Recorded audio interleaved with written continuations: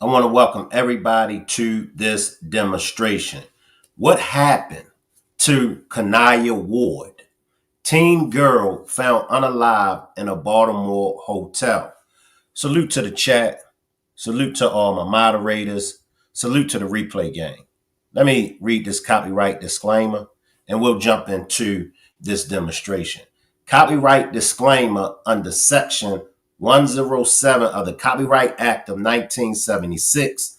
Allowance is made for fair use for purposes such as criticism, comment, news reporting, scholarship, and research. What that means is that everything that you hear in this demonstration is for entertainment and educational purposes only.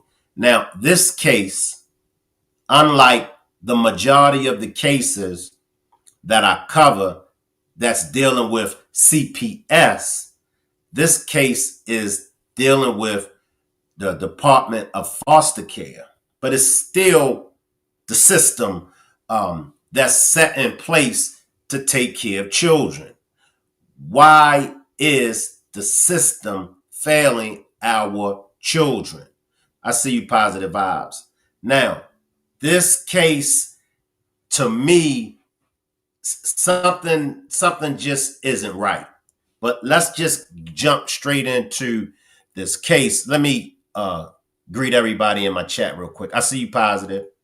I see you, Sean. Life with Jade. Cretia. I see y'all. Let's just go straight to this case, y'all. And I'll come back and give my commentary. Lawmakers and advocates are pushing for change in the state of Maryland after a foster teen from Prince George's County died while in state care. Kanaiyah Ward was 16 years old. She was found dead in a Baltimore hotel where she was being temporarily housed. News 4's Darcy Spencer has the latest on the search for answers and accountability. Kanaiyah Ward was 16 years old and living in foster care for the last couple of years. An attorney for her family says she struggled with mental health issues. Her family stayed in touch with her and, according to their attorney, tried to get her out of the Baltimore hotel the state had placed her in. Then the call came last week. Kanaiyah had been found dead in her hotel room. 100 North 4th Street. It says Marriott Room 1109. A possible DOA. Thomas Doyle is an attorney representing Kanaiyah's family. He said Kanaiyah came from a loving, stable home. This wasn't a situation where she had abandoned her daughter or anything. Quite to the contrary. She was fighting for her daughter to get the help she needed and to do everything she could from the position that she was in. Baltimore police were called to the hotel for a possible overdose. Investigators are calling the circumstances surrounding Kanaiyah's death questionable. So far, there's been no official cause of death from the medical examiner. Kanaiyah is one of hundreds of kids in the state's foster care system that have been placed in hotels in recent years. I gotta stop it right there, y'all. It's so much that just by watching this little clip, what was a 16-year-old child doing, living in a hotel room by herself? At 16, some people might say, well, at 16, they were probably getting her ready for adulthood. They were probably teaching her how to, be on her own. At 16, I don't think that was appropriate for a 16-year-old with a mental illness case. Now, maybe if the 16-year-old was, maybe if she didn't have that mental illness, then maybe I could understand. But a 16-year-old in foster care with a mental illness, it's more to the story, y'all. We're just beginning. This story goes deep and it runs deep, and it makes you question whether or not is this a case of sex trafficking. We're hearing about all these different cases with these children, with these teenagers. Was she being sex trafficking? Now, she comes from a very good home. So, she was placed in foster care. Why wasn't she supervised? At 16 years old, she should have been supervised 24 hours around the clock. Let me jump to my chat. Why the F would you place a 16-year-old alone in a hotel? Facts. With mental illness. Don't sound right. Where was her mother? So sad. The foster care system doesn't care about the kids. We see that positive vibes. Let's get back, y'all. I'm going to backtrack a little bit, y'all. For a possible overdose. Investigators are calling the circumstances surrounding Kanaiyah's death questionable. So far, there's been no official cause of death from the medical examiner. Kanaiyah is one of hundreds of kids in the state's foster care system that have been placed in hotels in recent years. She was expected to have one-on-one care by one of the state's vendors. In a statement, the Department of Human Services said in part, the department is investigating this incident. If we find out that our standards for care were not met, we will hold our contractors accountable. You know, mom was diligently trying to get her out of there and into, you know, a facility that, because she was not getting any care for the mental health. That much we know. And, you know, other than medication. A recent 4-year audit of the state Social Services Administration found 280 foster kids were placed in hotels under the supervision of a one-on-one vendor between 2023 and 2024. Dozens of kids had stayed in hotels between 3 months and 2 years. The report says the providers were not licensed and didn't go through criminal background checks. Absolute outrage. Wow. That's how Maryland Delegate Mike Griffith describes his reaction to Kanaiyah's death. Griffith grew up in Maryland's foster care system. He's drafting legislation called Kanaiyah's Law. It'll require training, licensing, and criminal background checks for providers. How many foster kids now in these hotel rooms, in these group homes, look at this and now may think, maybe I'm next. What's going to happen to me? Now, I want to shout out Mike Griffin, and we're going to tap into him. He established the Kanaiyah's Law, and he went over the things that it's going to be pertaining to. But a big shout out to Mike Griffin. He's the gentleman that y'all just saw, because he experienced growing up in foster care. So I see you, Marty. Who running the city and state? Facts. Facts. Kanaiyah's family is searching for answers and accountability. They want to make sure this never happens again. Changes need to happen. I realize budgetary concerns and this and that, but if we're not protecting the children, then we're all failing. Darcy Spencer, News 4. And I'm going to say this, y'all. Nowadays, it's, to most people, it's nothing but a paycheck. You know, it's nothing but a bag. You know, y'all know when we was young, y'all know the adults, the elders that was around us, the elders, the adults that was in these positions, they really cared about the children. You might find one issue here or there, but for the most part, the adults that were in our lives, they didn't do it for the paycheck. They done it because they really cared. I see you, Patricia. Now it's just like and this was a third party that foster care was going through. So they hired in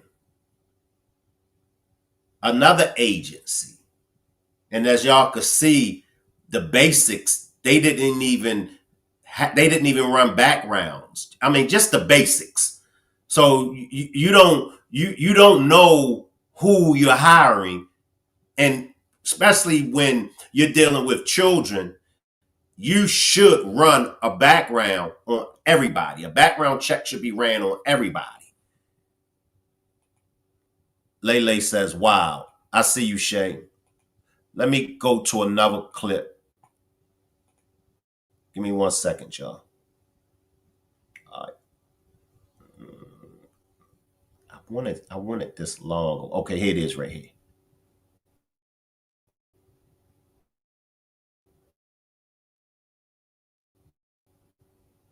The world is too big to stay behind one fence. Pillar 5 lets you set up virtual. Now this one right here that we're about to watch is going to take us deeper into the case. I'm glad you pulled up too, Shay C. I appreciate everybody for pulling up with me and rocking out with me, y'all. All right, let's go deeper. As the investigation into the death of a 16-year-old girl in foster care continues, there are still several unanswered questions.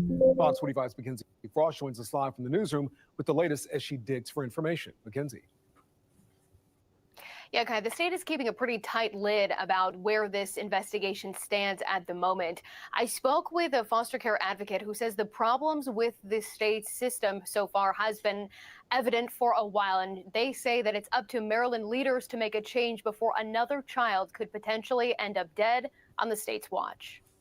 A 16-year-old's death in foster care raises questions about how something like this could happen. Kanaiyah Ward was living in this Baltimore hotel. Sources tell Fox 45 News Ward was supposed to have a one-to-one aide provided by a third-party vendor contracted by the Department of Human Services. When Fox 45 News first broke the story of Ward's death, DHS said it was investigating, and if we find that our standards for care were not met, we will hold our contractors accountable. Tuesday, we followed up with DHS again, asking when that probe would be complete. The challenges there are that we know that sometimes the one-to-one aides themselves are not well trained. That's Jennifer Stein, Executive Director for Court-Appointed Special Advocates, or CASA, of Baltimore County. Stein says hotel placements for foster care children are not meant to be permanent, but it can be challenging to provide quality services. We have heard horror stories about aides engaging in inappropriate behavior. Right.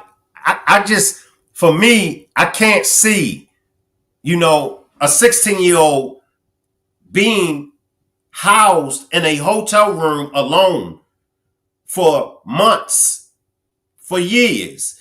As she said, you got to understand the aid that is placed with this 16-year-old. Breezy says, hey, Shank, this is very tragic and mysterious. Hope they get down to the bottom of this. So many creeps hang out in hotels and prey on young girls and women. That's facts. I see you, Pee-wee. They don't want to deal with older foster kids because they don't want them to deal with the mental health and the trauma of the child. And that's so true, Pee-wee. And in this case, she's 16 years old, and she had a mental illness case. Life with Jay says shady. Fact says shame on the government. Justice for Kanaiyah Ward and all our children. Can I get y'all to hashtag justice for Kanaiyah Ward? When I look at her face, let me put a picture up, y'all. When I look at her face, I look at an innocent child. An innocent child. And once again, shout out to this gentleman, Mr. Mike Griffin, because he stepped in and he's pushing for a law in honor of Kanaiyah. So a big shout out to this gentleman right here. But when you look at her, let me put it back up for y'all. When we look at her picture, this is just an innocent little girl, an innocent teenager. Y'all know how I feel about those on the left side. If you are an adult and you choose to be on the left side of things, ain't nothing that I can do. But don't bring these babies. Don't force this certain type of lifestyle on these babies. I would love to know the ages and genders of those placed in hotels. I see you, Carla. Give these children, give them a fighting chance. Most of us was out there. Most of us did our dirt. Most of us did our thing. Most of us are in the fourth quarters of our lives. Father Time is coming to visit us. very soon. But let's give these teenagers, let's give these children a fighting chance. That's all I'm saying. That's all I'm advocating for. I see you, Aunt Nettie. I see you. But let's get back into them as they break it down. We have heard horror stories about aides engaging in inappropriate behavior with or near the youth, or simply just not providing great oversight to the youth. That's not to say that all aides are bad or that all contractors are bad. It's just that it is not a well established system or process.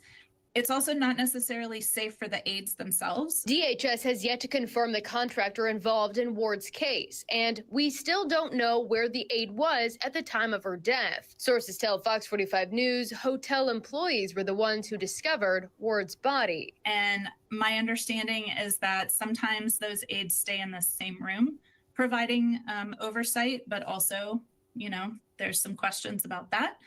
And then sometimes they stay in an adjacent room, which also provides less oversight, but maybe is more appropriate.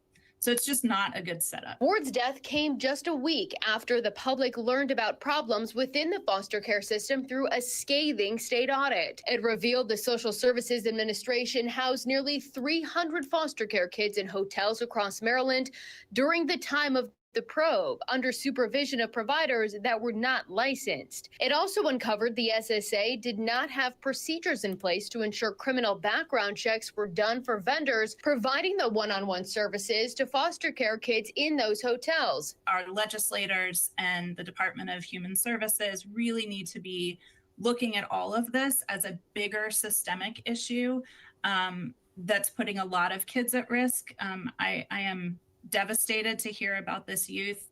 But I will also say that, the Coalition to Protect Maryland's Children and other people have been sounding the alarm on this for a long time. And I feel like this was preventable. Tuesday, we also asked DHS what, if any, policies have changed in the last week to ensure additional safety measures are in place for foster care children in light of this tragic event. While not directly answering the question, a spokesperson for DHS tells Fox 45 News, "We stand committed to ending hotel stays in Maryland. We are willing to work with child welfare stakeholders and advocates to implement solutions to ensure no Maryland child experiences a hotel stay." We also reached out to Senate President Bill Ferguson and House Speaker Adrian Jones, the top legislative leaders in Maryland, asking a slew of questions, including, what does this death say about how the state handles children in foster care? Are you satisfied with how DHS has responded to the tragedy so far? Should the state review all third-party vendors providing this type of service for foster care children? Will this issue be a priority for you during the next legislative session? The legislative leaders did not respond. Let me just slide in, y'all, before I forget this. The country, the state, the system ain't ish. Anytime that the children from elementary school all the way up to high school has to pay for lunch, but inmates get three free meals a day. Something is wrong.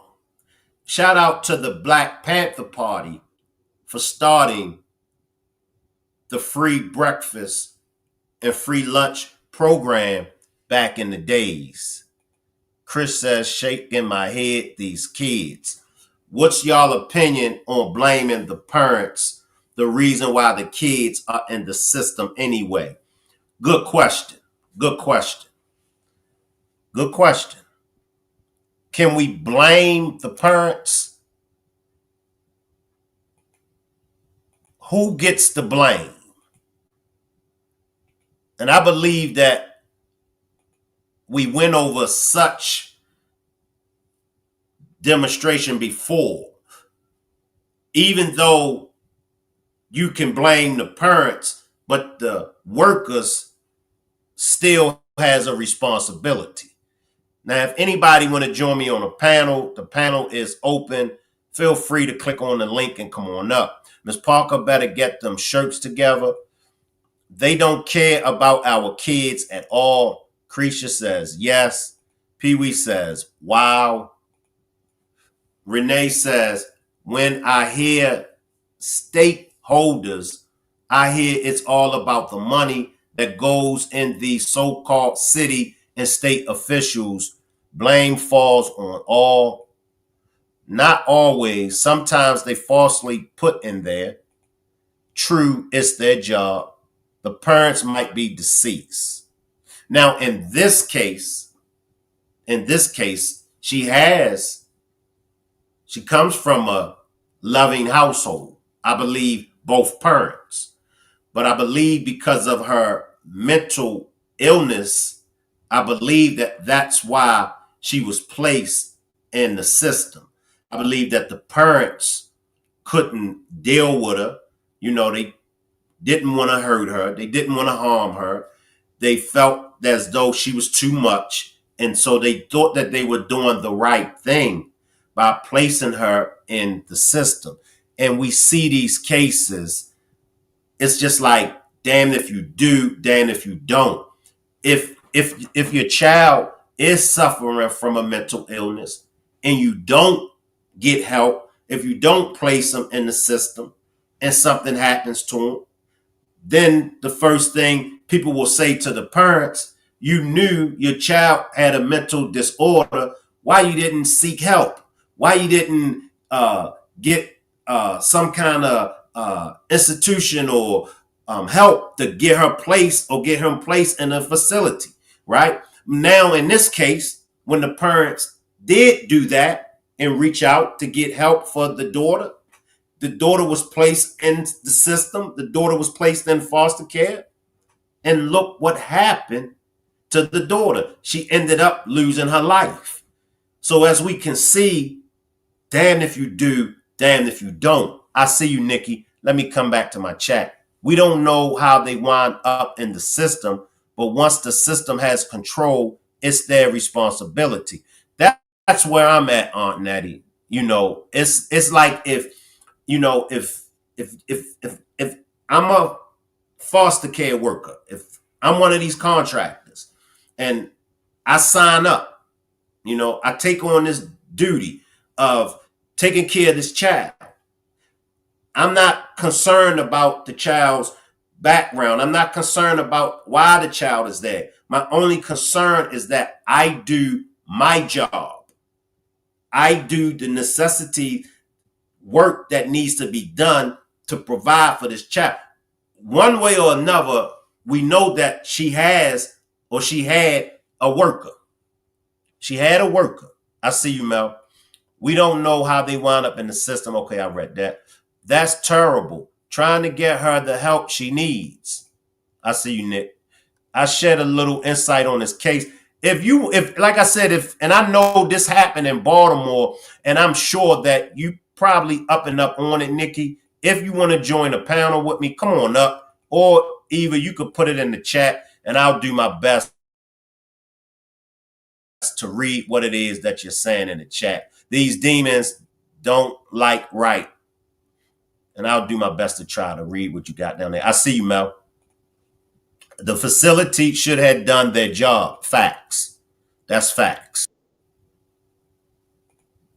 Salute, Nikki. Let me let the rest of this play out, and then I'm going to let you slide in. Okay. I mean, I think, unfortunately, sometimes not just in foster care, but in general, it does take a tragedy to create movement on things like this, things that are big systemic changes. And so while, again, no child death is acceptable, I'm hopeful that this will, light some fires and create some urgency. Without legislative action, it's not clear how much change will actually become reality. Now, if you're familiar with the foster care system or have any information about this specific incident, we want to hear from you. You can reach out to me directly. You can find my contact. All right, Nick, slide in and share some light on this tragic case. Let me grab this one more comment real quick, Nikki. This is facts. This world is not of God, the evil one running it, and we will continue to hear these stories and worse. That's facts. They was responsible for her. Slide in, Nikki. Okay, I got Nikki and Mel up here. Slide in, Nikki. So, hey, Shank and Rock Squad. As always, when you have a young one who loses their life, it's a tragic situation. Of course, sometimes it always goes to someone blaming the parents, but I just want to explain a little bit of the situation with the parents and then also with the foster care system and the one-on-ones. So just to kind of give some insight, I don't know the family, I don't know this young lady, but first of all, just kind of to start with the foster care system, I saw Pee Wee's comment in the chat, and he's absolutely right. The foster care system, as we know, is completely overwhelmed, um, and it's hard to get placement for older kids. It's hard to get placement for older kids who have mental health concerns. So, that being said, when you need immediate placement for them, it's just hard to place them. That being said, they have started, and I don't know how long ago this started, but we also know we talked about this, I guess, a couple of weeks ago with them closing down mental health facilities. They've started placing some older kids in hotel rooms because they have nowhere else to put them. They have no one else to oversee them. Now, when you go to the one-on-one situations, they have one-on-ones in the school system now with children who have defined mental health conditions. And a one-on-one is someone that basically is like a babysitter, for lack of a better word, a babysitter throughout the day that walks with this child and basically helps them out throughout the day with certain needs. Sometimes when you have a one-on-one in a classroom with a child, it helps the teacher because if the child becomes disruptive or needs extra attention or care, the teacher can't tend to a child that may have medical needs, mental health needs, or behavioral issues. So the one-on-one may be there to assist that child. So therefore, the teacher can continue to teach the class. So the one-on-one is specifically for that child and that child only. Again, like Pee Wee said, those children with mental health needs, their needs aren't always met, even in the foster care. So sometimes you may have a one-on-one with the child in the foster care system. But in this case, as you pointed out, this child came from a loving family home. They lived in PG County. Um, and the mom and the family recognized mental health needs. She was being medicated. Sometimes you have to remove a child from the home for the safety of other children and other family members. I don't know what her diagnosis is. I'm not even going to try and determine what it was. But for whatever reason, she needed to be removed from the home. No foster care took her. I'm not going to say they wasn't willing to take her. No foster care took her. So immediately she needed to be placed. She was placed in a hotel, supposedly with a one-on-one. Where was her one-on-one? I don't know. Now we get to the one-on-one. My understanding is, and this is indeed the case, I have professional dealings with some one-on-ones. They are not always trained. They are contracted out. They are not degreed, a lot of them. Sometimes it's just a matter of putting an ad in the in the newspaper saying we need help. Can you deal with a kid? You have some people who are degreed, but I'm gonna be absolutely honest. If you are degreed like myself, that's not a job that you're gonna take because it doesn't pay a lot.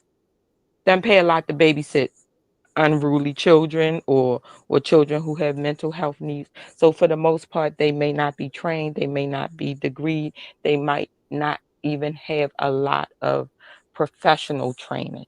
That being said, I don't know where her one-on-one was. I know an autopsy is being conducted, but my understanding right now is that she passed away from an overdose.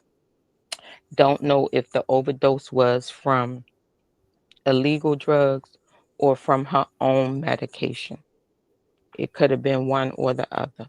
So that's the information I have concerning her family life, concerning why she was placed in the foster care system, why she wasn't actually in a foster care home. Don't know where her one-on-one was, but she was assigned a one-on-one, and why she was actually in a hotel. Because, as Pee Wee stated, sometimes it's hard to get placed into a foster care when you are of a certain age. So I just wanted to shed some light before they go placing where was the family? Oh, did she come from a horrible home? Did somebody, unalive her and those things? She did indeed die from an overdose, as I'm being told, but we don't know if it was from illicit drugs or even just her own medication. Let me let Mel slide in, Nikki, and then Pee Wee, you come in after Mel. Salute, Mel. Salute, Shane, Nikki, and Pee Wee. Hey, Mel, Pee Wee. Hey, Mel. Hey, hey. I just want to kind of chime in a little bit. I can remember growing up and, my kids growing up. There was really not a lot of talk about children with mental illnesses, especially being young. So I think a good question would be, when did her mental illness start? And what happened to her before? Was it really mental illness or was it PTSD? So we can separate those two. PTSD would come from a trauma, if you feel me. And even coming from a loving home, there still could have been something that happened within that loving home that could have caused PTSD, which they misunderstood for mental illness. So maybe there was something else that wasn't addressed there. Maybe it was addressed, and since this was addressed, we're going to remove the child from the home as opposed to trying to figure out where I want to call it PTSD started. Because if your child is born with some type of mental illness and they're carrying that through, from, adolescent on up, then their care is already set in stone.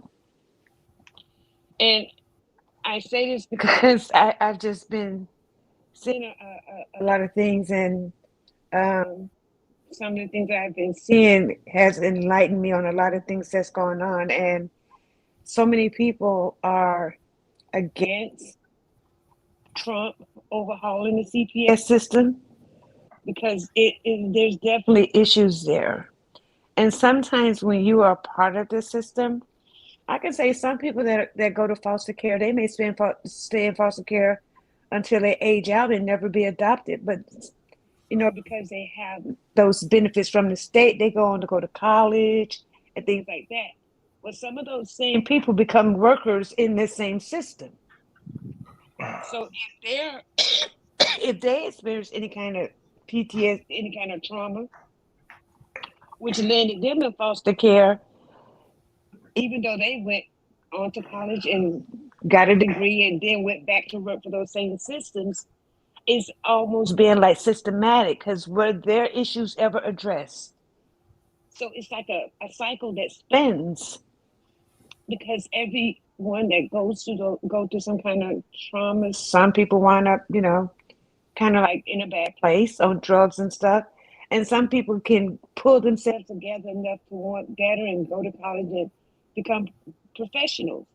And sometimes a lot of those people do wind up as counselors or working for, the system, or even in the school system. So it's really sad about this young girl at 16. However, instead of removing her from the home and then putting her, into like foster care, and say she has mental illness. Did she really have a mental illness, or did she suffer from PTSD due to a trauma, which could have been mistaken for a mental illness? Because if you come from a great family, and you're born and you have some type of deficiency, which you have some type of disorder, ADHD, ADD, or something of that sort, that starts usually when you're adolescent. Sometimes, yeah, actually we dispense some medication probably early as 5. So that course of treatment has already started from adolescent, not as a teen. Does that make? I hope that makes sense, and I didn't go too far with that. Well, But can I answer what you're saying? Because I don't want to be misleading. First of all, PTSD is a mental illness. It absolutely falls on the on the mental health scale. That's the first thing. PTSD can be very traumatic and it can be dangerous for some, to others, as well as to yourself. So I don't know if she had PTSD. So I don't want to lead with that. And I don't want to be misleading to the chat saying we know whether or not she had PTSD. And then I Yeah, want to go back to, go ahead, Pee Wee, I'm sorry. no, I'm sorry for cutting you off, Nikki. And I was thinking about it, and I was listening to Mel too. First of all, salute to everybody in the chat. Salute to the Rock Squad. But Ben and Shank, you know my testimony. My what's the name? Being a foster child. Uh, and everything that you said, Mel, led me to where I'm at today, to being who I am today. Right? From being a foster child, being in foster care, being diagnosed early with uh be I forgot but I had a mental diagnosis as a child, as a younger child. Um, being, and the thing about it was the difference between the systems now, and that's what I wanted to talk about. Is the difference between the systems now and the systems then. Like they really addressed us because it wasn't. I don't think it was an overbearing of the things, because foster care been going on for years. I'm a part of foster care, been through foster care. Uh, that's how Shank became my cousin through his uncle, through my mother, and that's how we became cousins. We're not blood cousins, but I'm a foster cousin from his uncle and his father, right? But and I said all this to say that because the foster care system became so overwhelmed over the years, and then the money grab came along, and people start seeing other ways that they can assist the state, or so they need these, and they needed these other systems, these other entities to join with the state to try to help the state control the foster thing. And then like uh Nikki said, a lot of this didn't come with certifications and trainings to train to learn how to deal. Like myself, I had to learn how to work in the field that I'm working in. I'm not as far as like Nikki did, went to college and all that, because I wasn't with that. But every certification that I have is a certification, board certification by the state, meaning I had to go through training. I had to learn how to talk to people. I had to learn, you know what I mean? And a lot of times these now in these days, as I see, am I working in the system with mental health and addictions and stuff like that? I see these people that I work with, and I have learned how to control my anger, right?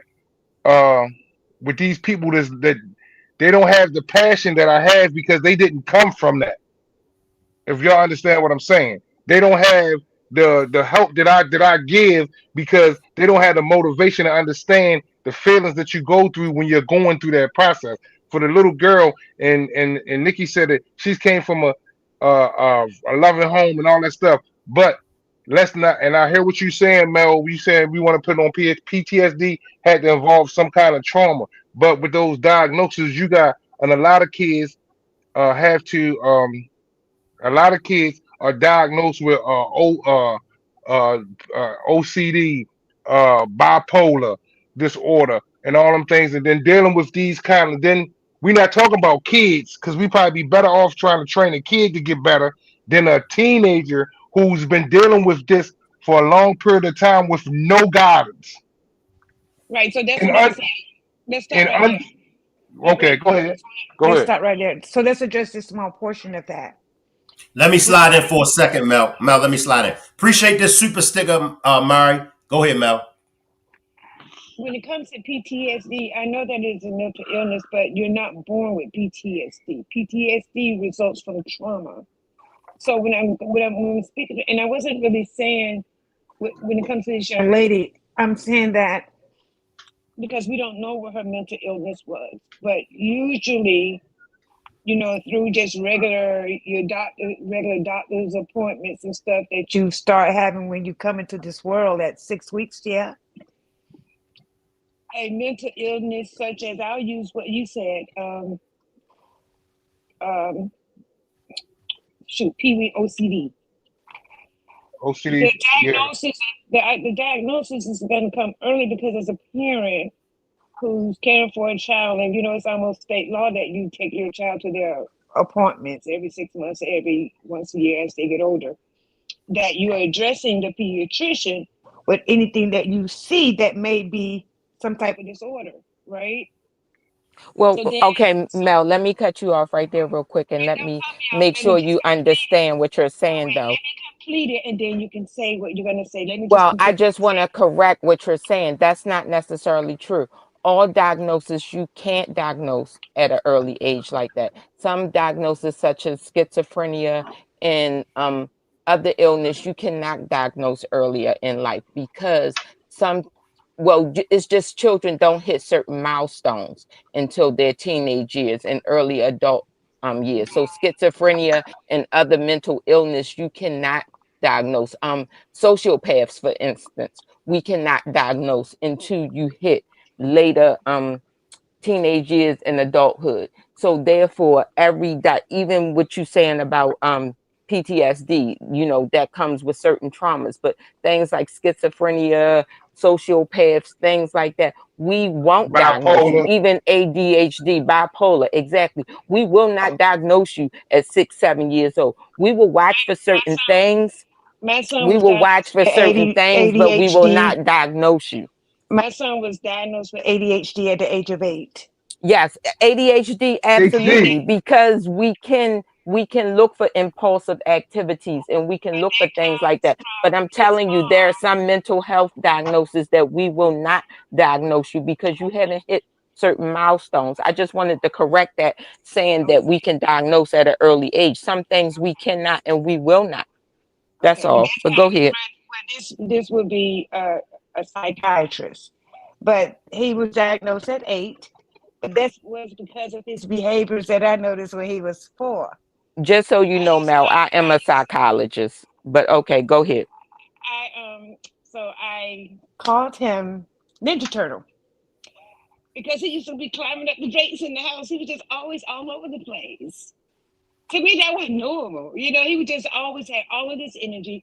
He was always all over the place, but he was very, very smart. But he was just always all over the place. But that behavior carried over into kindergarten and first grade. His attention was just very short. He'd do his regular fast and then he was disrupting the class. So every time we go into the doctor, these are his things. But at that point, it was a certain time where they diagnosed, like I said, he was diagnosed at 8. But me working for a pharmacy, I'm just weird, kind of refilling ADHD medication for kids as early as kindergarten, 5 years old, 6 years old. So it can be diagnosed before teenagers. I'm not saying they all, but I'm just saying certain ones. And I don't want to put anything on her name because I don't know her. And this is my first time hearing about her story. But, that's just where it's going. I'm not here to debate, titles and degrees or anything. I was just basically speaking about, at 16, what was her mental illness? Could it have been something such as PTSD? So that's all.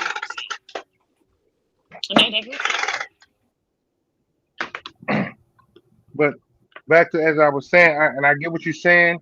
I get what you're saying, Marty, and understand. I definitely understand what Nikki's saying. Mel, But That's Mel Pee I Wee. mean Mel. I mean Mel.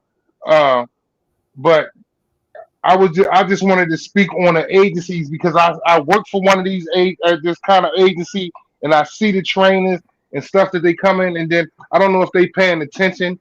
And for me, it's the passion of the experience that where it have brought because ADHD. I was diagnosed with ADHD too, but I was and like you said, Mel, it was in my earlier age, and then not following through. Because no, listen, like me and my brother used to go see therapists at I'm talking about 9 and 10 years old. We still had to go sit down with a therapist.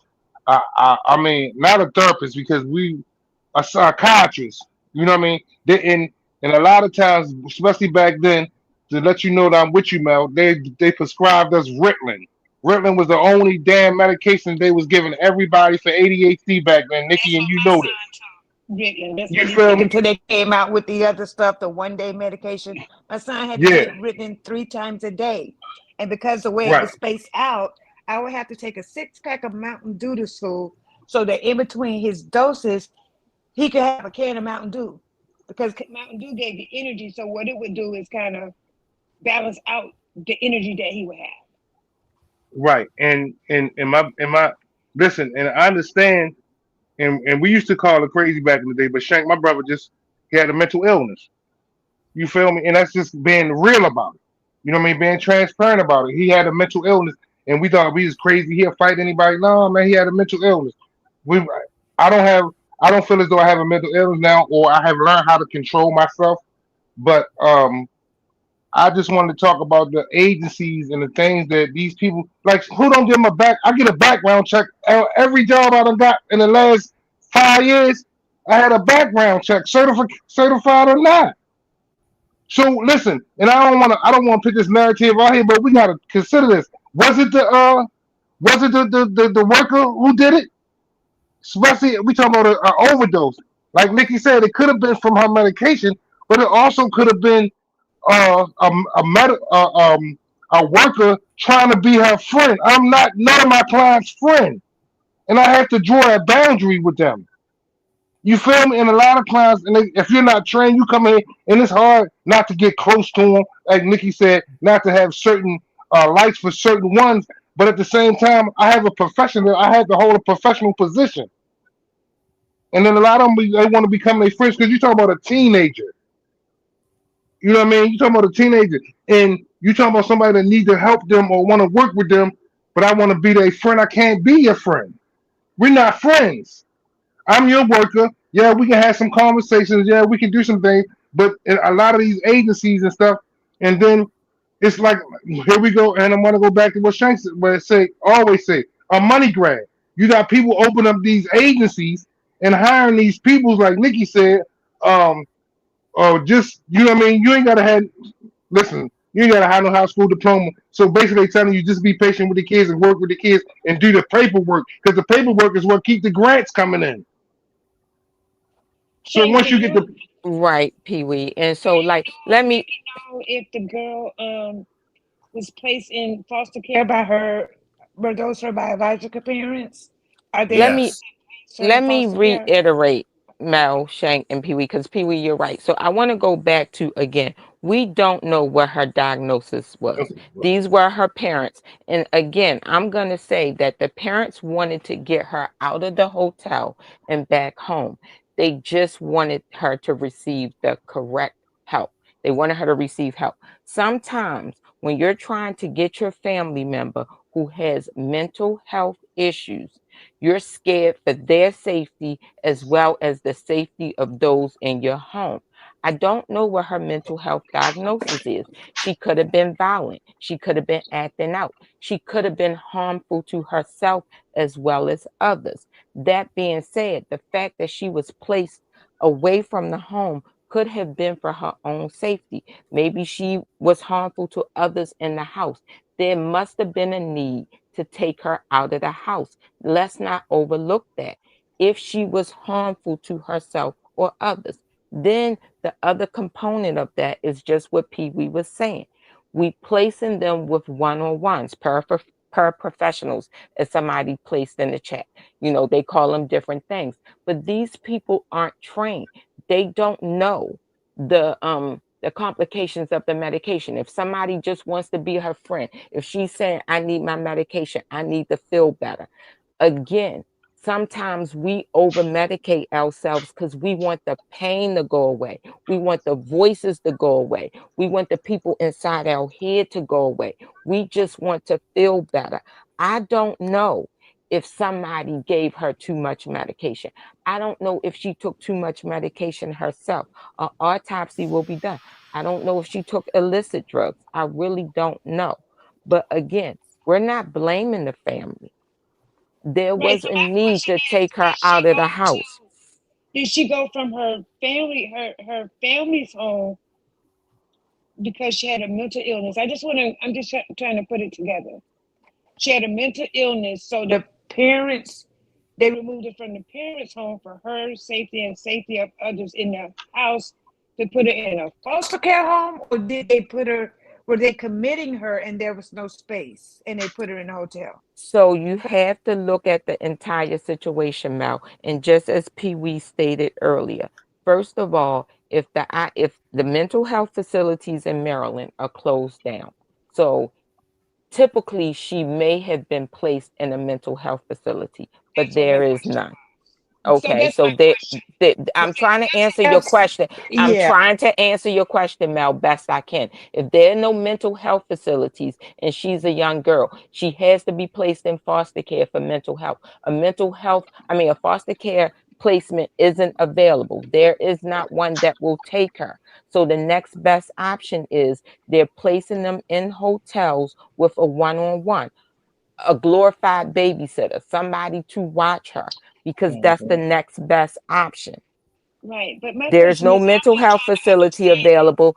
We can't place you in the hospital. Hospital's going to hold you for 72 hours. Once we deem you capable, we can no longer hold you. Once you're medicated, we can no longer hold you. Once you're safe to yourself, to the environment, we can no longer hold you. I'm trying to give you all the answers so you understand. If a but you foster care gave me won't everything, take, but you're not answering my main question because you keep talking. So if you can just listen to my main question, then that's where I am. Just the one question. I don't know her Let, family. let me Right. I'm slide. not, it's not about her family. It's about if she had mental health issues, right? And say your mental health facilities were full, right? If you remove her from the home because she was a danger to others in the home, I understand that. We're going to put her in a mental health facility. However, there's none available. Why would we put her in a foster home with another family where she would be a danger? They Okay, not putting her in a foster. Can I go ahead, Nikki? Go ahead, Nikki. Go ahead. They're not because putting her you in a have foster care. Oh, go ahead. My bad, Nikki. Okay, My bad. Go you ahead, go ahead. have, let me explain that too, Mel, because you have some foster care families who are trained.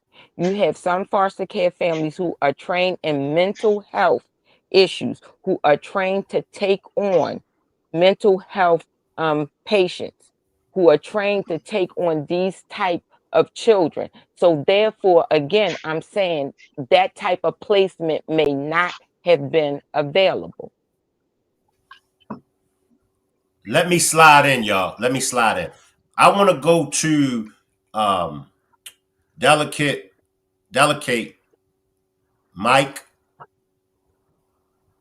Griffin from the District 35, Cecil in Harford County, and maybe we can get some information from him. But he's the one that's, is it lobbying or promoting or proposing the Kanaiyah's law? Did I say that right? Yeah, you good. We Okay, understood.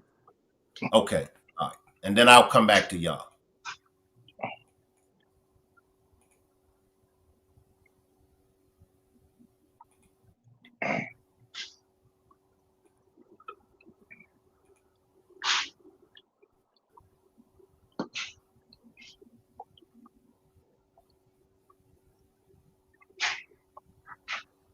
Often, foster children are treated like second-class citizens, as if they Too often, foster children are treated like second-class citizens, as if they don't matter.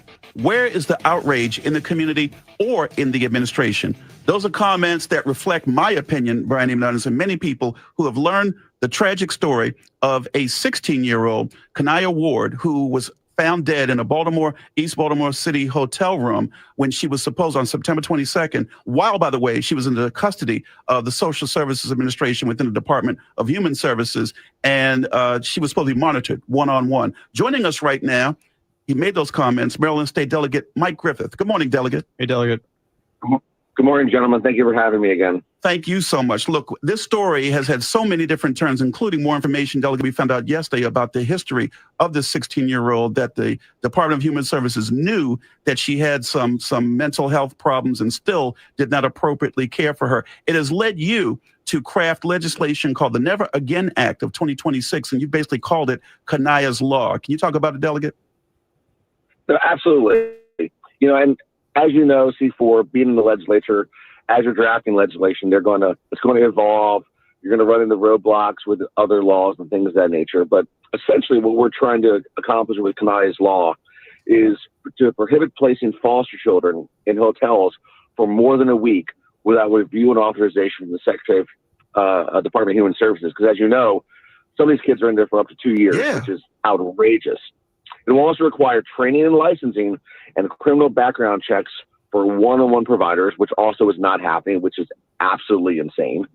It will grant the Department of Human Services the legal authority to conduct ongoing monitoring and background checks of adults residing with children placed in guardianship homes, which again was not happening. I think there's 7 instances where children were in homes of registered sex offenders. So like what on earth is happening? And we know what's happening.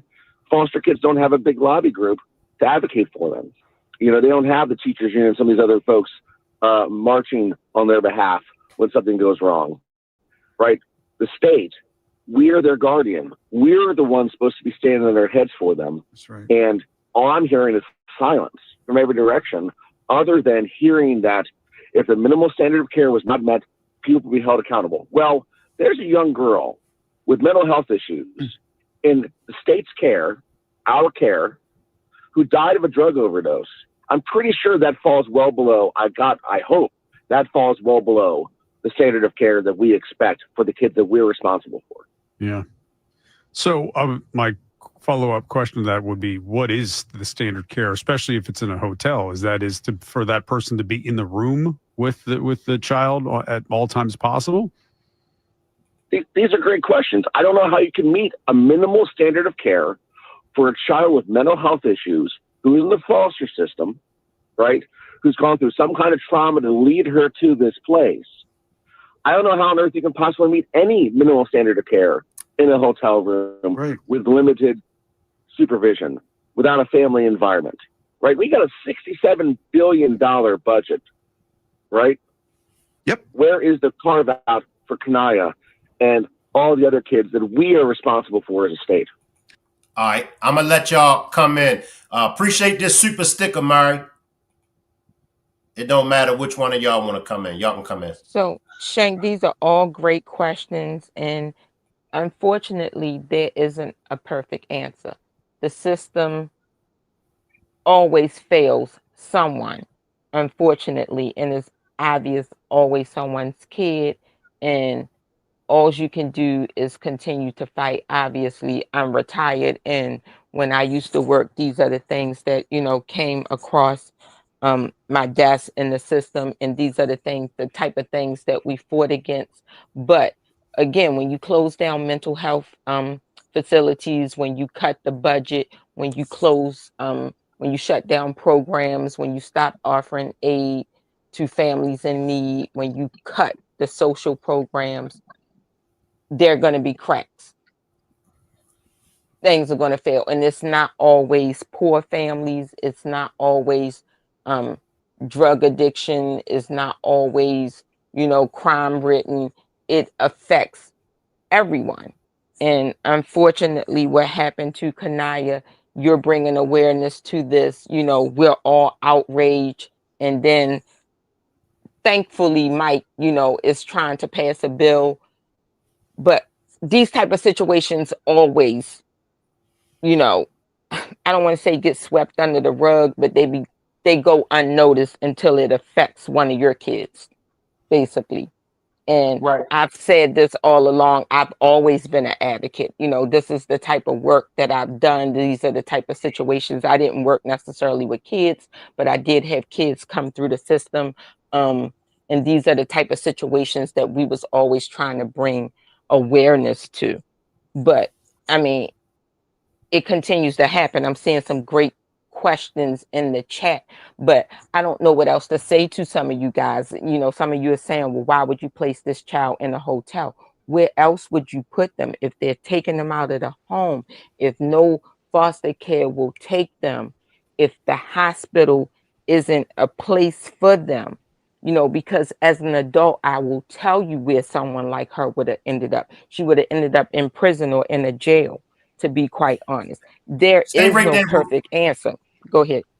And I don't mean to cut you off. Damn, come back, Shane. Okay, so them placing her in the hotel was probably, I'll say probably, because like Pee-wee was saying, and I think you were saying, at 16, nobody want to take on a 16-year-old child in their home as a foster child. So it was really no other place for them to put her. Would you agree with that too, Pee-wee?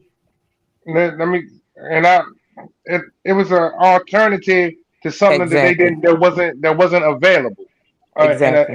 And we tend to, and me as, and it's, because I, hold up, listen, and the thing about it is this: everything that he's saying, that Mike Griffin, whatever his name is, saying, Griffith, right?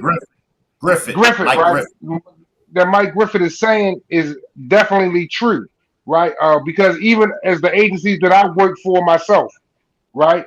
If we got a person and we encounter something like that, and the person come to us, and a lot of times, even in where I live at, the the housing from shelters to mental health hospitals, and it's a bunch of mental health hospitals out here in Delaware where I live at, right? Because we got Rockford, we got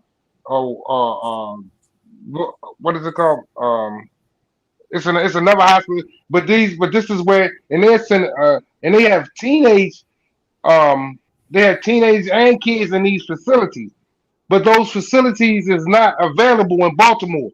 So as Nikki said, when we come, I mean in Maryland, so when they come to them, once again the money grabbing the agency, because the foster care people, they're overwhelmed, and then but they're responsible for them, so they're trusting in the same way. I pass my child to Nikki because I know my child. Listen, ain't nothing wrong with my house. I ain't on drugs.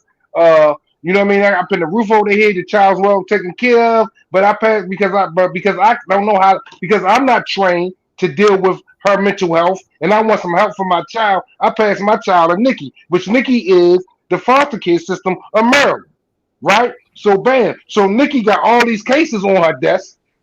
So what she do? She contract Mel.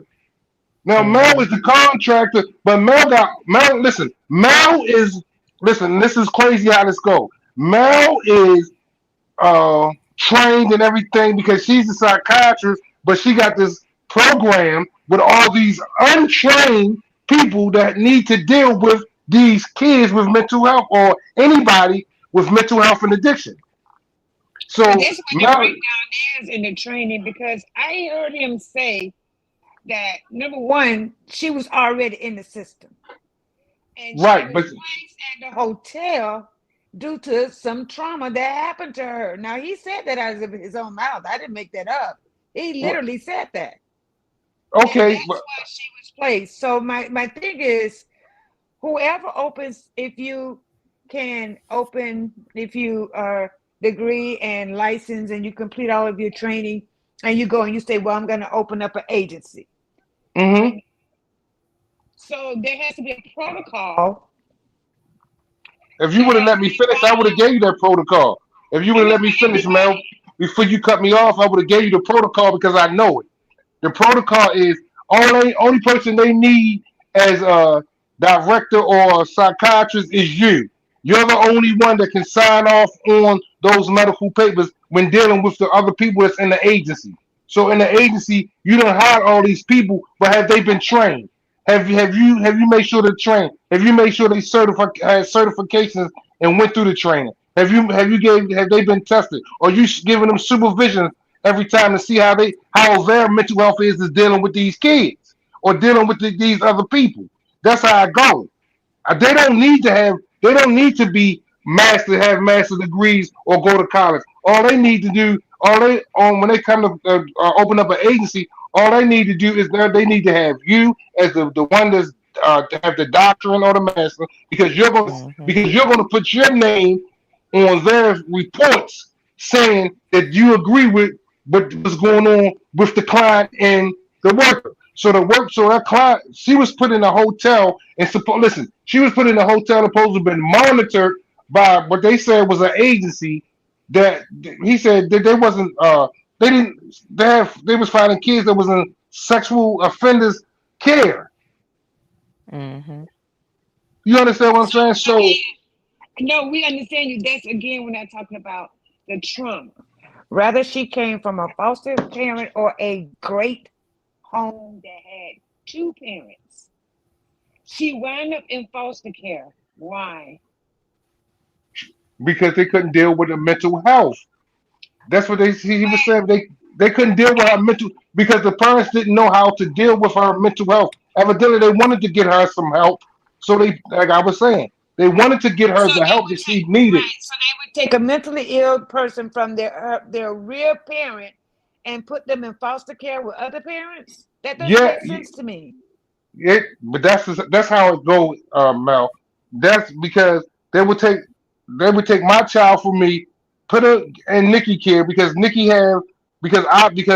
they take my child from me because I don't have the training or don't know how to deal with Mm-hmm. her mental health, and they will put her in somebody else's kid that will teach her or show her how to put them in how to deal with mental health. And then if they don't have no place to, and in this case, they didn't have no place to place her at the time. Even she had her 72 hours in the hospital, and they cleared her, but she still was having issues with her mental health. And She, let's correct the verbiage real quick, Pee Wee, because you're on the right track.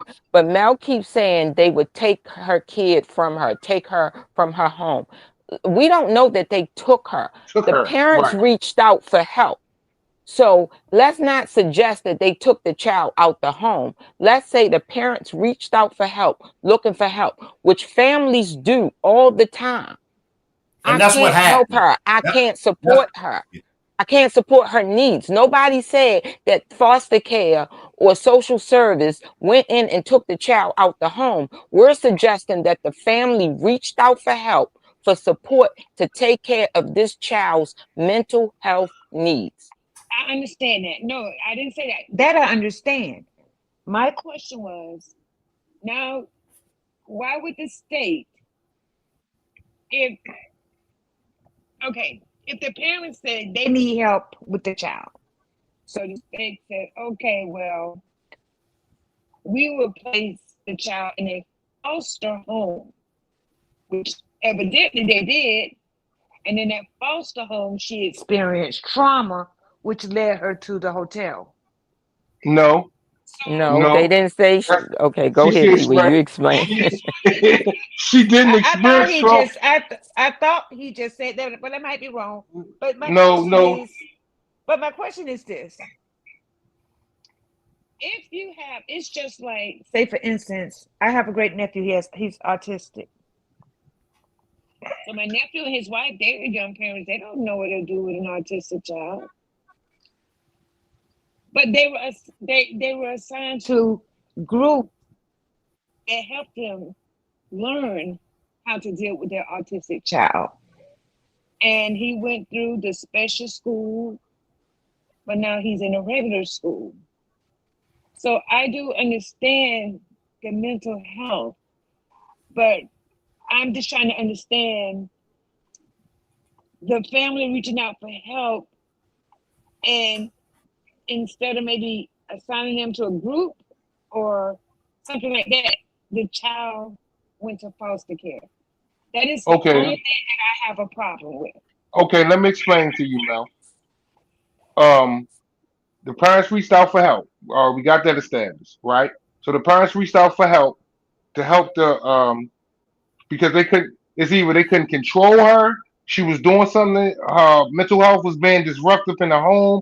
They tried to Hmm. help her, or anything, whatever it is.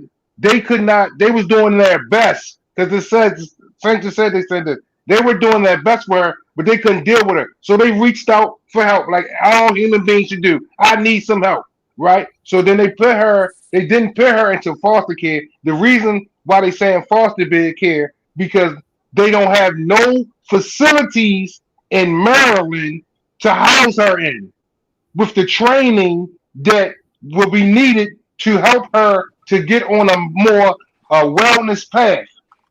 So they have these agencies who takes on that responsibility. The agency take on the responsibility because but they like I said before, the social services or whatever they extend their hands out to these agencies who supposed to be trained to deal with these kids, which is they said she had a worker, right? So this worker was her one-on-one. And with this one-on-one with her worker, the worker supposed to have been there to monitor her in a hotel room, a little room with nothing but a. We all been to hotels before, so I don't got to describe that. A little room with just her in the worker. So bam, the worker slipped up somewhere. The worker didn't have the proper training. The worker thought that they was friends or whatever the case may be, and either left her alone or it was the worker. I don't even know how to look. Or it was the worker who participated in it. We're talking about a 16-year-old child who don't want to feel like they're being babysitted.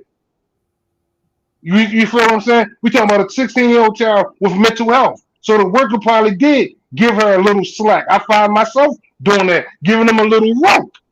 And then the rope that the worker gave her, or the drugs that the worker gave her, she's end up unalive.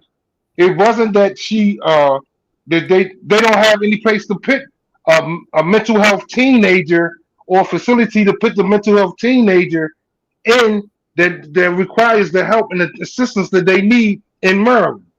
So that's why they have to go the route that they did. They go through the foster care. They go through the foster care people because it's foster care families.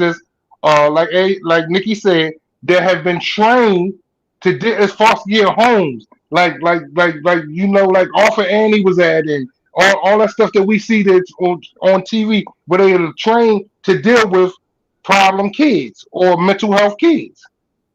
And But they let don't me have just that. Go ahead, Shank. I ain't mean to cut you off. It's similar like with the case with the Russian girl Irina Zaruska that was unalive on the train. The suspect, his mom, reached out to the court system, and they did place him in a facility. Now he's an adult, but because some people say it was because the insurance ran out, and the insurance was shady or whatever. Woody woo woo woo. However, the facility that he was committed to, they only held him for a week, and they let him go because they said, it wasn't nothing wrong with him. It wasn't nothing that they could do with him. So it's not all the times. It's not the parents' faults. In this case, she was in the home with both parents. The mental illness was too much for them to bear. They didn't want to, harm her. They didn't want her to harm anyone. So in good faith, they reached out to the courts. Now, what I will say, I'm going to build off of what Nikki was saying. We don't really know how the overdose took place. She could have mistakenly, correct me if I'm wrong, Nikki, she could have mistakenly took the overdose. Correct. Okay. Mm-hmm.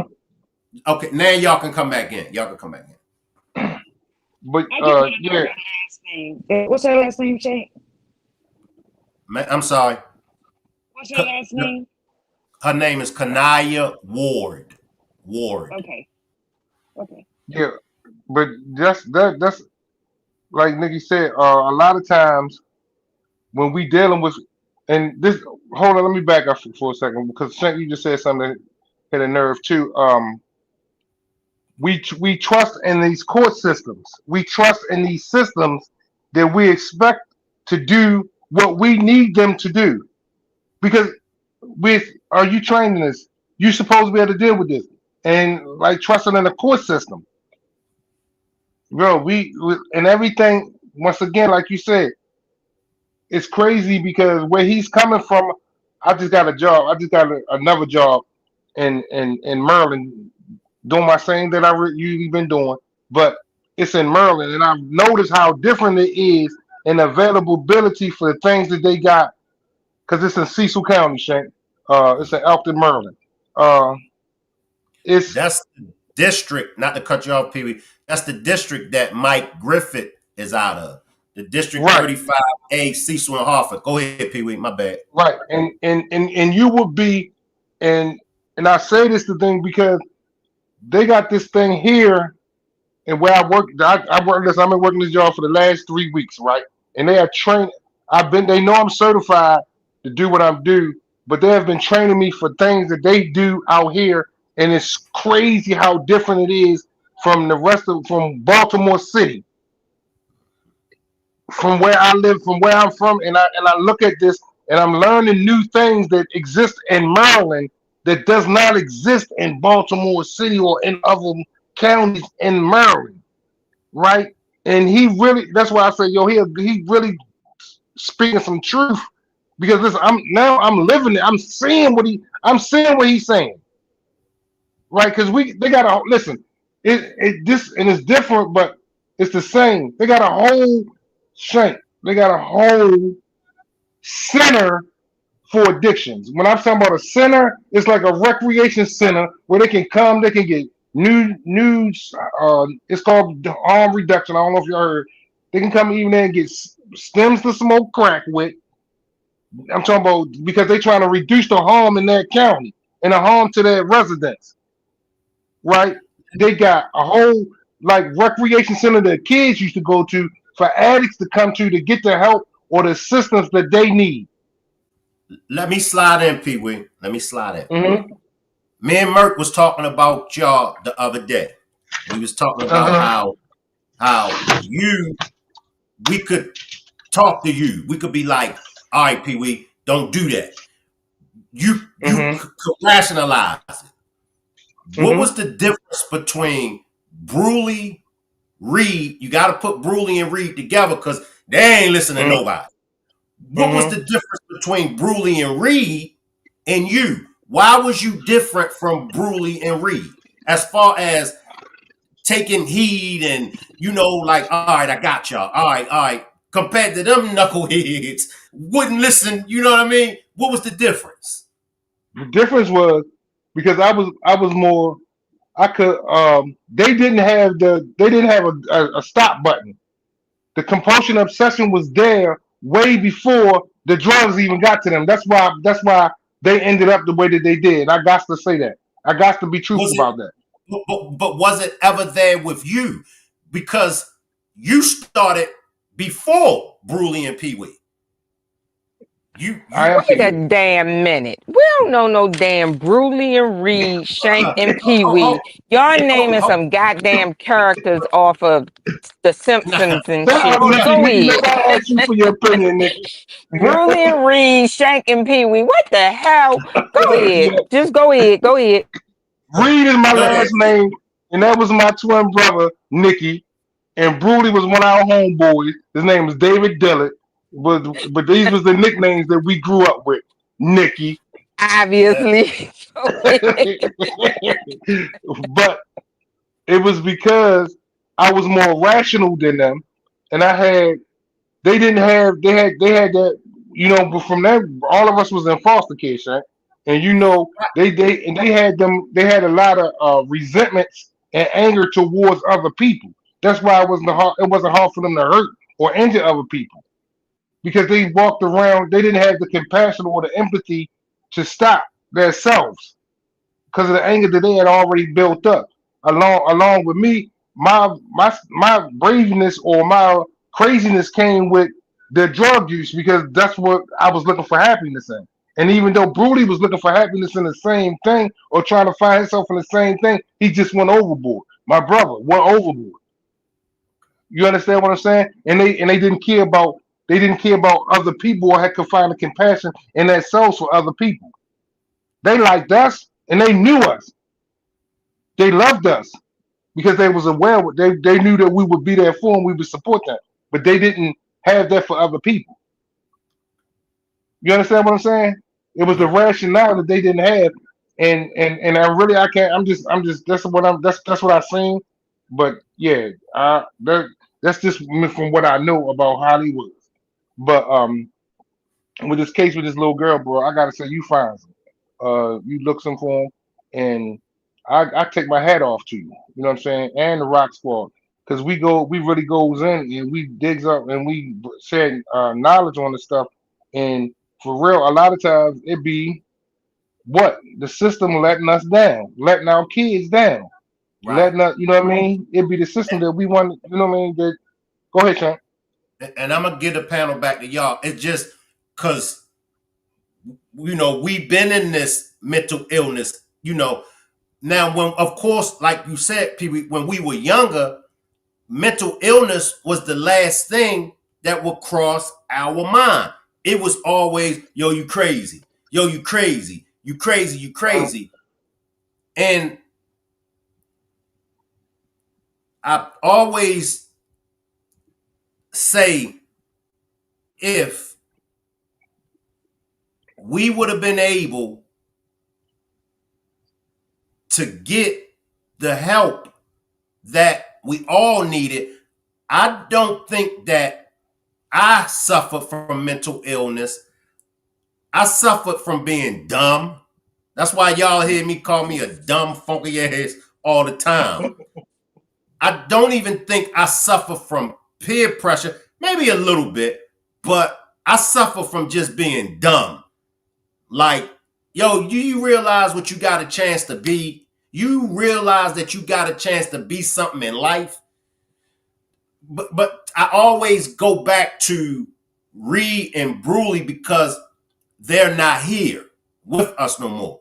Now, for those that didn't know Bruley and Reed, they would want to stay as far away from them as they could, But for us that know them and for us that grew up with them, they was like the life of the party. They was like, they had so much talent, is what I'm trying to get across, But I always say, damn. And I even question me sometimes. Could I done enough to save them from their fate? But then I'd be like, Shank, you was trying to save yourself as well. I'm just trying to talk about mental illness because our generation, and not just our clique, everybody clique back then had mental illness in it, but we brushed it off as, oh, they crazy. Oh, he crazy, and woo woo woo woo woo. Y'all can come back in. And don't come back in chopping me and Pee Wee head off, Nikki Lynn. Come on, Nikki. No, I'm not. Because you hit on a couple of great points in Pee Wee as well. So the first thing I want to say, Pee Wee, you're absolutely right. Broken down by the districts, I actually worked out of Anne Arundel County, and I worked straight for the government. And the resources that we had was amazing compared to Baltimore City. And the hand holding and the level of compassion and resources that we threw at our clients was up on a level far surpassing what Baltimore City receives now. And so I'm thinking that's what you're saying out there in Cecil County. And again, a lot of times, the clients that fell through the crack is because sometimes they just did not want their needs met at that time. I'll say that because sometimes no matter what amount of resources you throw at someone, they're just not ready to get and receive help. So in the Arena case, Shank, that man, the fact that they kicked him out of the hospital, sometimes they do that because once we stabilize you, we stabilize you. If you're compliant with your meds, there's nothing more we can do.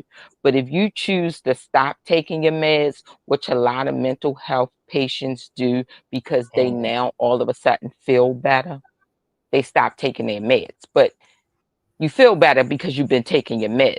But we can't house you in the hospital forever if you feel better. So that's the component of taking your meds, right? So again, like you said, Pee Wee, certain districts you're in, the resources you receive, and it's based on the state funding and the money that you receive, right? But in Baltimore City, you just don't receive that type of money.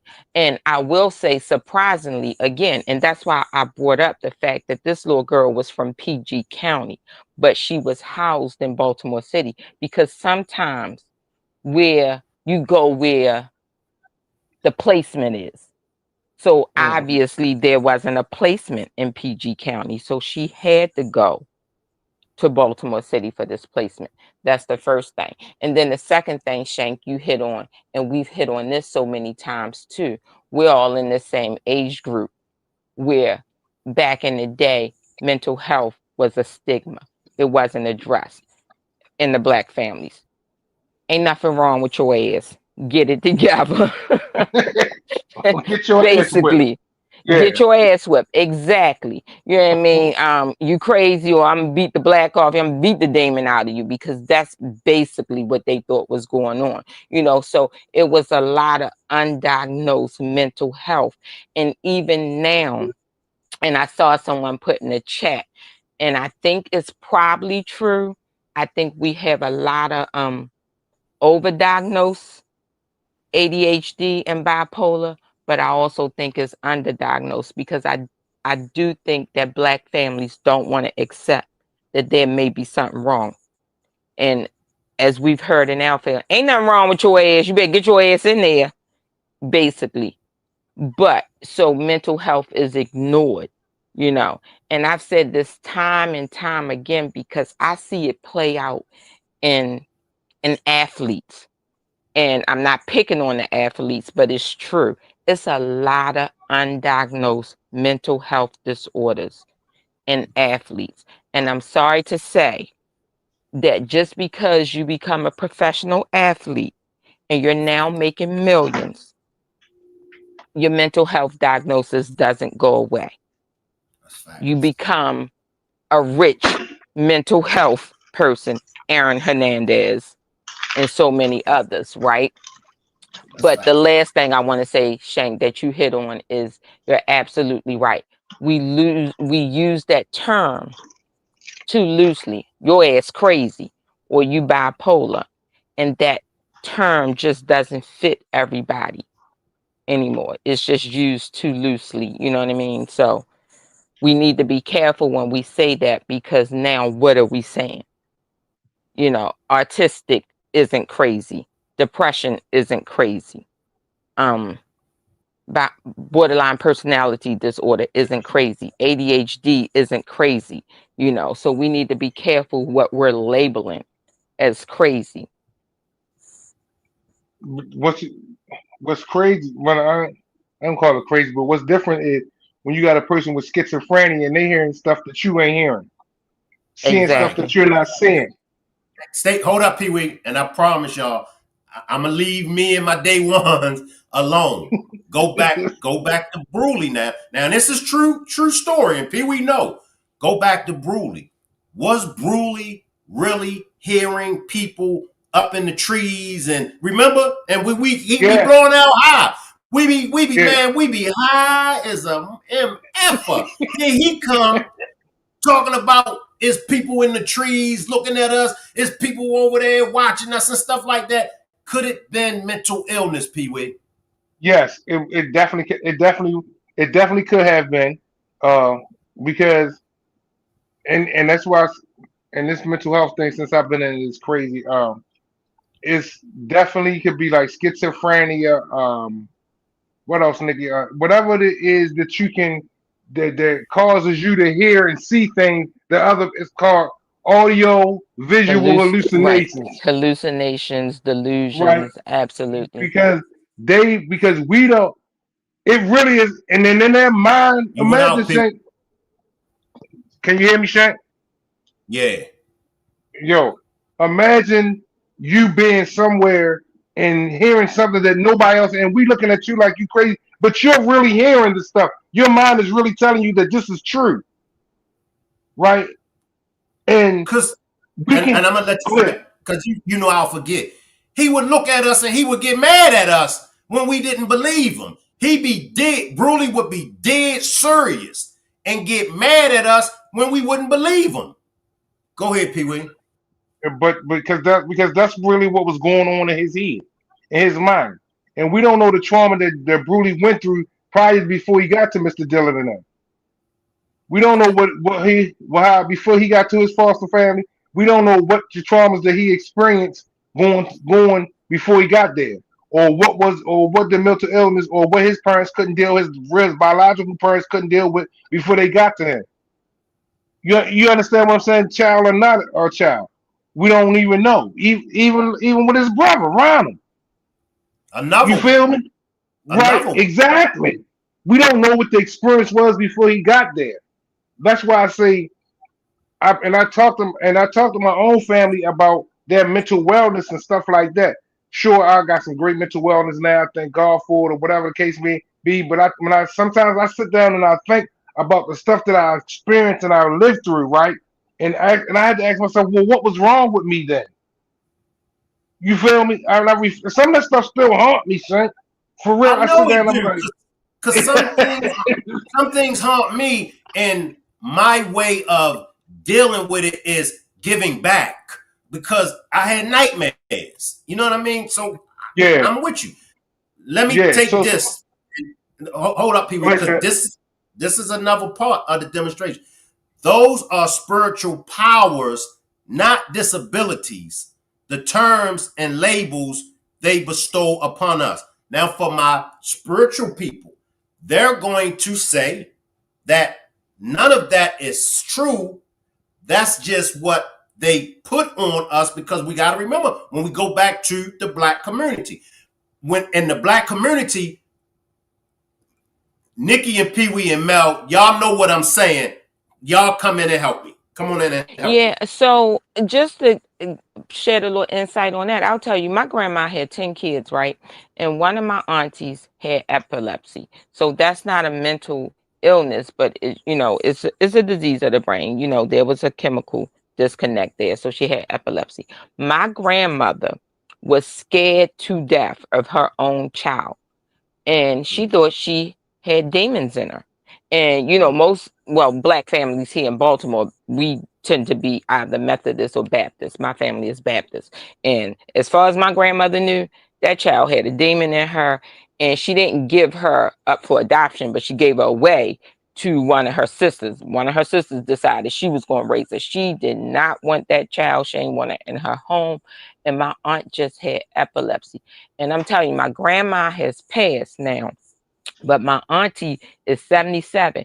And I'm telling you, until my grandma passed in 2018, my grandmother wanted nothing to do with her own daughter because she thought she had demons in her. And she just had epilepsy.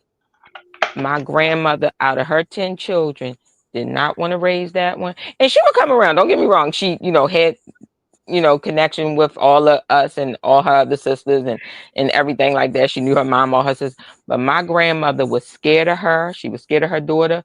When she came around, she didn't want had nothing to do with it. She would barely talk to her.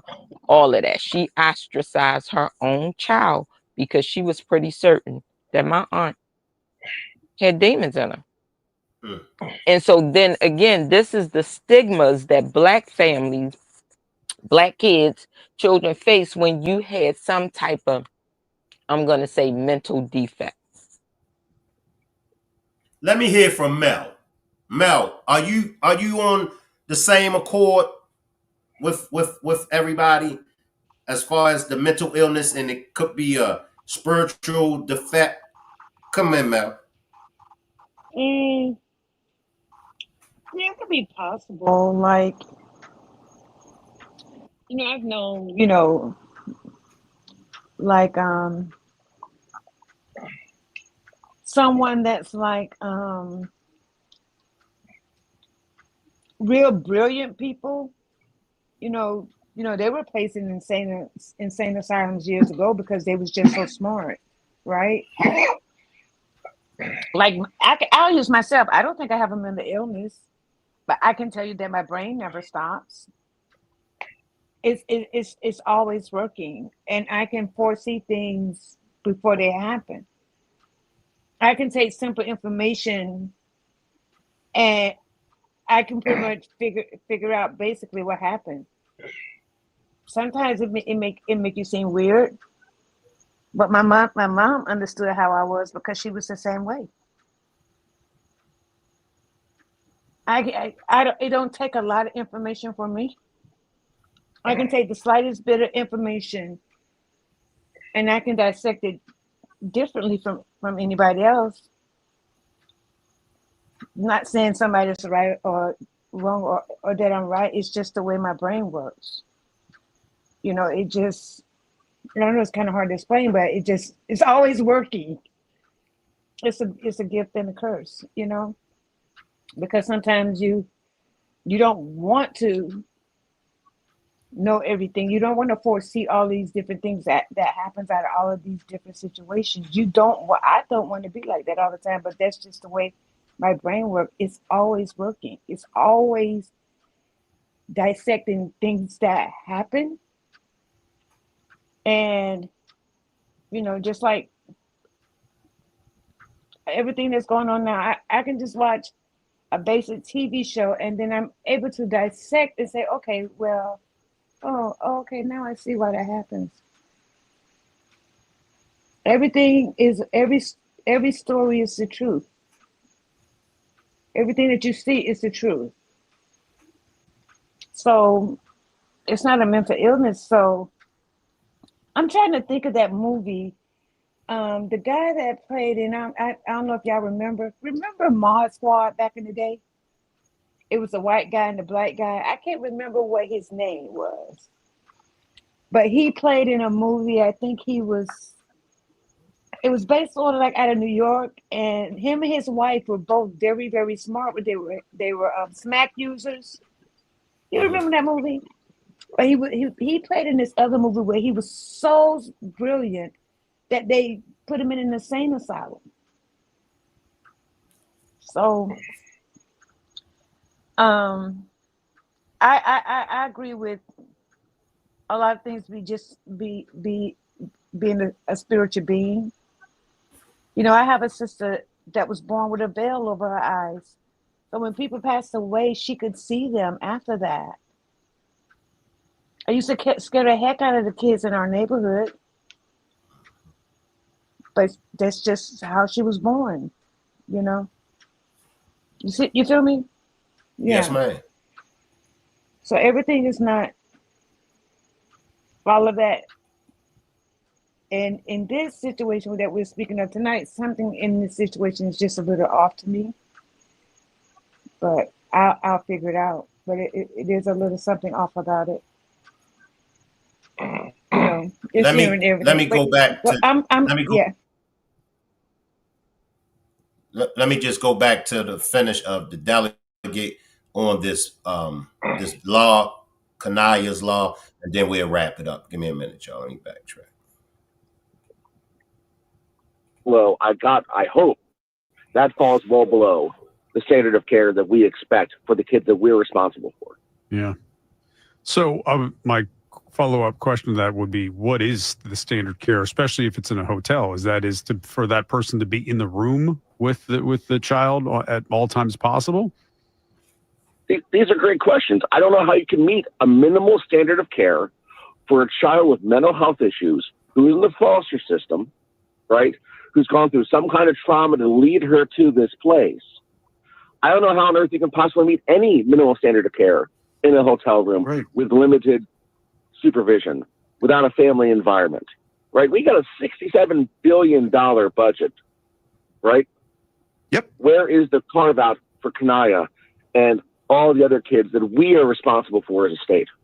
Delegate Mike Griffith is on board with us. Again, he's proposing legislation, Kanaiyah's law, to address some of the just blatant the holes within the system as it affects foster kids. And you know quite well about this, Delegate, and I didn't learn this, of course, many people didn't until hearing the tragedy of Kanaiyah's death, that you yourself were in the foster care system at the time you were 12 years old until you aged out at 18. Can you talk about how that helped shape what you're doing right now? Well, it really started with working on this when the audit came out, and the conversations around the failures around the group homes, which Kanaiyah, this revelation came out, I believe, like right after the audit came out. I think even the next day. So seeing the audit and what happened in the audit took me right back to my time in foster care when, your social service workers who were responsible for you would always threaten you with the threat of going to a group home if something went bad, because we would know from our experiences with other foster kids when they would bring foster kids together for group activities, or a kid would rotate out of a group home into a placement home like where I was. They would tell us the horror stories. And the social service workers 30 plus years ago knew the horror stories, which is why they would threaten us with going to a group home if we misbehaved. And that was always hanging over our head. So social services knew the horrors of group homes over 30 years ago. And then we see the audit, and then we see this, and here we are dealing with an avoidable tragedy because we're using a third-party vendor, a nonprofit allegedly, with limited supervision in a hotel to raise a kid who needs so much more than a typical kid even needs, right? Yep. It is disgusting. It is. I don't have words. Appreciate this super sticker, Mari. All right, y'all. Y'all can come back in. That's let me say this, because being one that came from been in group homes, and even back then, like, and I gotta say, Shay, my brother was my protector, even in being in group homes and dealing, because you putting somebody in a place that's going to cause them, and then you put a bunch of kids around that's going to cause more trauma than the trauma, and the trauma that you just can't. That's double the trauma. I just came from being abused by my biological parents, and then for you to put me into foster care with kids with mental illness or with their own traumas, they're gonna and as I always say, the victim, the prey, become the predator. You feel what I'm saying? So I understand exactly where he's coming from with that, because a lot of times, thank God, at a younger age, me and my brother was placed in a foster home, and when my mother and my biological mother knew each other, or whatever, and my mother took us, but I've experienced a group home. It's no difference than getting locked up at Wax's, Hickey. We don't address the mental health or the mental illness, and a lot of times that what was going on in our societies. Don't address it. We just gonna lock them up. I lock them away. And for the as far as you talk about for the spiritual, but I don't disrespect nobody belief system, because you believe with whatever works for you. But mental health has been around for centuries.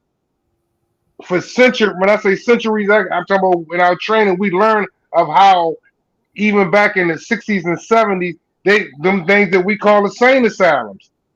They used to actually put people in it and treat them, trying to get them, rewire them. They used to actually like shock them with electricity, trying to get them to comply to society wants, or stuff like that. So That's what. Say it again. That's what part two is going. That's what part two is going to be about, y'all. I'm going to raise the question: does Black people really suffer from mental illness, or is it something that we've been brainwashed by white people? Because those that's on the spiritual realm of things, that's what they're going to say. So I'm gonna do a part two. My bad. Come on, Pee Wee, or whoever else. Come on. Yeah, But I just wanted to shed light on that. Like, it's been around for centuries, but how did they deal with it? Was it remedies and stuff? I can't say that. I can't say if it's the spiritual, but I can say this that scientists and science and doctors and stuff goes in and finds out what is going on. And it go back to what Nikki said. It's some kind of chemical imbalance that's in your brains that can be shown, that can be proven. You feel me? Can it be spiritual? Yes, I believe it can be spiritual, or some kind of demons or whatever can get on you. Yeah, I believe that because addiction ain't nothing but a spiritual motherfucking addiction. You feel me? But yeah, I just want that's it's crazy how we look at things from a different realms and what your belief system is, what your perspective is, what your but I'm a tangible person. I can't look at you and say I can't look at nobody and say, oh, that person messed up, or that person got some spirits on them, or that person mental health is imbalanced. I'm not able to do that. But it's things and stuff that we've been taught over the years or learned as changes and stuff evolve to let you know like the imbalances and the chemical imbalances in your brains and stuff like that. It's people in when Mel was saying what she was saying, my mom used to say the same thing to me. My mom used to tell, you know how Vaughn used to talk to us, Shank. You feel me about spiritual and praying and all that stuff. Okay, yeah. But was that somebody? Everything is nothing new under the sun. So somebody had to pass this on from generation to generation, and we had to be taught this stuff too. Even if it comes from spirits, if it comes from being indoctrinated with this with the mental health or whatever the case may be, but it's something that's going on in society that's causing people to act in ways that we're gonna say uh, unacceptable or dishuman, dehumanizing, or unfair. It's something that's happening in it. So something's going on. So how do we address it? Any You last understand? words before we get out of here? Any last words before we get out of here, Pee Wee? Yo, I'm just saying, bro. You find the cases, yo. You be on them. I'm proud of you for that. The give back is definitely necessary. Helps me too, because that's where my passion comes from. Back is seeing people prosper, get the help that they need, and end up where they need to be. Some of us gonna fall through the cracks. You know what I mean? Salute Rock Squad. Salute Nikki. Salute Mel Shank. I love you, bro. Salute. Y'all have a good night, man. Good night, All Pee-wee. right, appreciate you, Pee All Wee. Love you back. Any last words, Nick? Yeah. So just in case I don't make your next mental health thing, because I'm not available usually throughout the week, but I want to say this. Yeah, when you gonna do this next one? Because I need to be at it. But mental health is absolutely I'm gonna real. I'm gonna let you know because I definitely want you, Pee Wee, and Mel. I definitely want y'all there. Okay. So trust me, I'm Yeah. gonna make it available for y'all three. Go ahead, Nick. Okay, because I was going to say it's definitely real. Mental health is as real as someone who has, high blood pressure or diabetes, type 1. And you wouldn't just tell somebody with high blood pressure stop eating salt, which is what they tell you to do, but it's bigger than that. Or someone with type 1 diabetes, oh, just eat a piece of candy. No, there is indeed a true chemical imbalance. If you need to take medication for it, then something is off. So therefore, yes, it's real. Just let me know, and I will try to be available during the week. I'm usually not, but thank you as always. Great demonstration. I appreciate it. Your time. I appreciate the panel. The questions in the chat. Thank you, Shank. See you later. I appreciate you, Nikki. Take us home, Mel.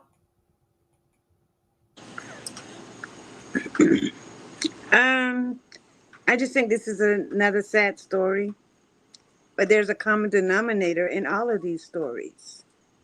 CPS. They seem to be the common denominator. I I'm going to continue to try to research this young girl and just who her family is and stuff. Um, I mean, I understand mental health and things like that, but everything has a source. whether it's a mental, they say, okay, she got mental health. Well, what's her diagnosis? You know, and sometimes there's a source for that. You know, it doesn't matter. A person's address does not have anything to do with what goes on inside of the address. If you feel me, you feel what I'm saying? Like, just because your address is in a nice neighborhood doesn't mean that you don't experience real family stuff. Um, and, and so that's all I'm going to say about that part. But I don't know. I just know, there was so much chatter about, Trump and how he's overhauling these CPS and things like that. But there is definitely seems to be an issue between CPS and all these children. They're either missing, they're winding up unalived. They are the common denominator, but what type of corruption, I could say, has entered into that? And when he said $65 billion, I'm thinking you could take $1 million per child, and if they are experiencing that much mental health, if you don't have anything in Baltimore, send them to Maryland, put them in a facility in Maryland. It's not like she was staying with her family anyway. I'm not sure the distance between Baltimore and Maryland, but I'm quite Well, sure. Baltimore is in Maryland. Baltimore is the city, and Maryland is the state. Now Okay, she's from Prince George's County, PG, Maryland. That's like probably about 20 minutes from Baltimore. okay, we'll send it to a county that has availability. And then the family can travel on the weekends to see her. Because I know once you're in those facilities, it's a while before they let you see your family anyway. But if you take just $1 million of that 65 billion and invest it into a child, if to make sure that they have the adequate help that they need, then that could make a big difference. Because $65 billion, and you telling me that you have a child in a hotel is insane. You should be able to oh, they call it outsource. We don't have anything available in this county, but something is available in, even if it's available in Virginia, to make sure that the child has adequate help. Send the child to Virginia, and that could be just like, again, a weekend trip for the family to go visit. Because I'm quite sure in those facilities through the week they have groups and all that, so that it's not like the family can pop up anytime they want anyway. So what's wrong with that? But just at the end of the day, just really, really following the source, because in the story they say her parents, but when you list, I saw 3 4 different stories on it, and it just said the mother. It never mentioned the father, because she'd been living with the mother and a stepdad. You know, whatever. Maybe none of that matters, but the common denominator needs to really, really be addressed. So I have always been a supporter of Trump, them going after CPS and getting taking that route, because $65 billion, that's a lot of money not to have proper care for any of these children. 65 billion, you know how many millions? That's a lot of millions. Yes, Lord. And how many children you can adequately help? I'm just saying, and that's my last words. And I digress. I appreciate you, Mel. Can I get everybody to give it up for Mel, Pee Wee, and Nikki Lynn? What a powerful panel. I'm going to do a part 2 to this, y'all. Give me some time to research. I'm hoping that I'll be able to do a part 2 tomorrow at 10 p.m. I'll reach out to you, Nikki, Pee Wee, and Mel to find out if y'all are available tomorrow at 10 p.m. Salute everybody. I appreciate everybody for supporting me. Appreciate you, Mari, for the super stickers. Appreciate you, Missy, for becoming a new member. Salute everybody. I'll leave the chat running and y'all can hang around. Salute y'all.